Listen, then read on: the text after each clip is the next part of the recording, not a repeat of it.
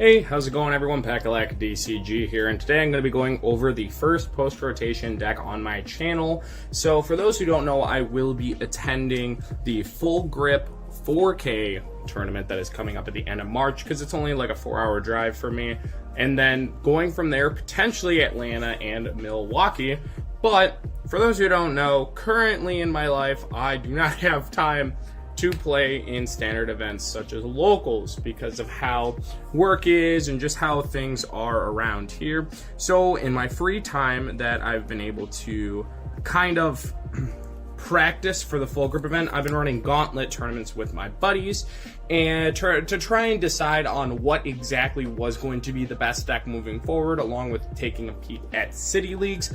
And this deck by far had the highest win rate, winning 3 of our gauntlets in a row before finally one of my buddies ended up winning instead. This one is going to be Dragapult Dusknoir. Now, I bet a couple of you are like, we already know Dragapult's going to be so good. Dragapult is S tier. We got Dragapult here in standard, and it's still very good. What's so different in post-rotation? Well, I'm going to answer that, and I'm going to answer every single little nook and cranny about this list, so there is no confusion of anything going on in here. But before we dive into the list, please subscribe and like for more content, as it is very time consuming to edit all of these videos, and I would like to keep making this into a future career to where I can do this full time instead of part time and bring to you quality content for not only competitive play but also fun, goofy, other off meta decks as well. So going into the list, we kind of started off consistent with a 4-4-3 Dragapult. Dragapult EX is your main attacker, has the Phantom Dive attack for a fire and a Psychic, where it does 200 damage to the active Pokemon, and you place 6 damage counters on your opponent's bench Pokemon in any way you like. Now, I will say, if there is a glare or if there is no cards able to be seen on here, I will put the list in the description below, so you could copy it and use the limitless image generator and or import it into TCG Live if it doesn't have any Journey Together cards inside of it, because I know the glares are real. Dragapult being an absolute menace, not only in post-rotation, but currently in standard. It's played in Regidrago as pretty much the backbone, outside of even using QREM to snipe all the baby Pokemon in the format pretty early. But now that the format is a lot slower thanks to a 30 HP onion we like to call Budew, Dragapult has now taken the throne as the king of post-rotation for right now. Now, touching up on Budew, we do play 2 copies because attacking with Budew is very, very strong. For 0 energy, has the Itchy Pollen attack for 10 damage. Your opponent can't play item cards. For those who played in Seismitoad format, you would take a dookie in your pants if you read this card in that time period. This card is insane. A 1-prizer, 30 HP, free retreat, 0 cost item locking attack that does damage. Shuppet was so good as a basic Pokemon, they had to put a coin flip to stop item cards. Now, they just kind of said, I give up, let's give it 30 less HP and just immediately do item lock. So this is the attacker you want to be doing turn 2 if you're not using TM Evolution. So yeah, I wanted to have 2 copies so I can either A, start it because it is a really good free retreater, or just so you have access to it so it's not prized.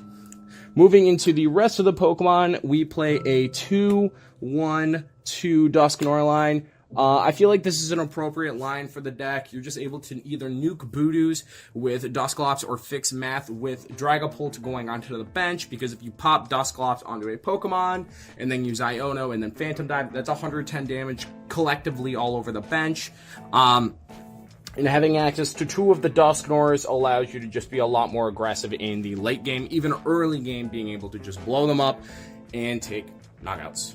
Moving into the support Pokemon, we have 1 copy of Tatsugiri. I really like this card in this deck. It is a very, since we don't have Rotom or Luminion anymore, having Tatsugiri in here as a Buddy-Buddy Poffin target and have a Rescue Board already in the list made sense to me. You can just throw it in the active and get one of your very few, and I say this lightly because there are supporter cards, it's just very few in order to find them now because we don't play Luminion.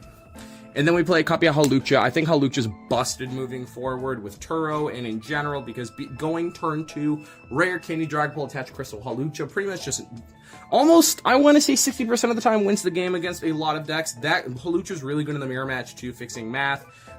So yeah, that's really all I got for it. It's just really, really broken in here.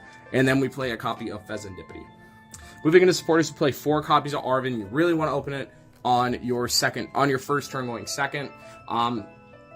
It gets literally everything in the entire deck for you, including your TM Evolution and your Buddy-Buddy Poffin or Nest Ball, depending on what exactly you need in the scenario. To pair with that, we play 3 copies of Iono for a draw. We play 2 copies of Crispin just so we're able to consistently recover Dragapults and be able to attack with them after the one with the crystal gets knocked out, or if the crystal is prized. So that's where the Crispin comes in. We play a copy of Boss's Orders and then a copy of Drayton. Drayton has started, honestly, I overlooked this card, and then I started looking at cards for post-rotation, and this one didn't seem terrible.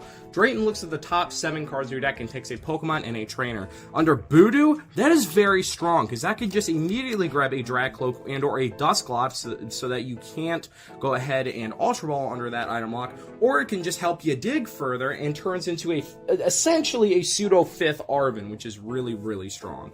And then, of course, like I mentioned earlier, we do play a copy of Professor Turo Scenario just to either pick up damaged Pokemon, get certain Pokemon, like if you have a Budew or a Hawlucha down in the mirror match, you can just throw them up, or you could reuse Hawlucha in a single turn and or when you don't need it. Moving into the item cards, we play 4 copies of Buddy-Buddy Poffin, so we're able to just consistently get out our Pokemon. 3 copies of Rare Candy, because like I said, we do play 4 copies of Drakloak, and we play a TM Evolution, so finding Rare Candy in a Budew meta having 4 just seemed kind of whatever. 3 copies of Ultra Ball, just so you can find everything in your entire deck that Buddy-Buddy Poffin can't. 2 copies of Counter Catcher, because more times than not you're going to be behind and you want to have that gusting effect. 1 copy of Earthen Vessel to find your energies. 1 copy of Nest Ball, so you can at least find out your Fezandipiti that isn't searched off of Buddy-Buddy Poffin. Ultra Ball, yes, but you primarily want to be saving those for like Drakloak's Dragapults. 1 copy of Night Stretcher just to bounce your energy and Pokemon back in your hand. The reason why not Super Rod is, well, we do play a copy of Super Rod. It is a 1-1 split. We play a copy of Rescue Board so that we're able to just retreat Tatsugiri and have a retreat pivot in general that isn't Budew. Sparkling Crystal, like I said, is just honestly one of the better ace specs outside of potentially Trolley or Unfair Stamp, but I feel like Trolley's only good in the Iron Thorns build, and Unfair Stamp is cool, but I don't feel like it is the strongest one moving forward, as Crystal can allow you to miss an energy attachment on your first turn and then go Rare Candy Crystal attach, and or allow you to Crispin and then have Crystal sitting in the background for you later on. We play 1 copy of TM Evolution and 1 copy of TM Devolution. I think Devolution is really, really strong into Charizard and Archaludon, where if they don't end up Turoing their Pokemon, you kind of just body them off of a TM Devolution. Even Archaludon is a really, really weird match, because if you hit the 1 for 200, of course, then they can just smack you for a ton of damage back with Raging Hammer. But TM Devolution, just in general, is a very, very strong card. Like I said, it can just almost outright win you Charizard and even the mirror match. Now, the stadium of choice, I keep going back and forth on, but I really like this one, is a copy of Pokemon League Headquarters. Hear me out on this one, because I know a lot of people are going to be like, why not just play Jamming Tower? We play 4 tools, no switch for 1. Our only form of switch is Rescue Board. So if an opposing player puts down a Jamming Tower, because opposing Archaludon players are playing 3 Jamming Towers moving forward, and even occasionally Dragapults are going to be playing the Jamming Tower, which really, really hurts you. It also turns off your Crystal and your TMs. Putting down League Headquarters in the mirror match can not only stop Budew going into their turn, but it also helps against Hop's deck, because it makes Zacian actually have to find an energy in order to attack, instead of just attaching the Choice Belt or just attaching the Metal Energy to get you there. It's also just really good in general against even Raging Bolt, because if you go League Headquarters Iono against Raging Bolt, it could be harder for them to, depending on the build, to get more energy on the field. And just in general, I feel like League Headquarters is the better stadium. If you're running Crystal, if you're running Unfair Stamp, I think you should be running Jamming Tower. And then for the energy, we just run 3 and 3. Didn't feel like, I have never felt like I've needed more, even with like double, because just like double Crispin, Earthen Vessel, Rod, Night Stretcher, that's literally everything you could ever want in this deck.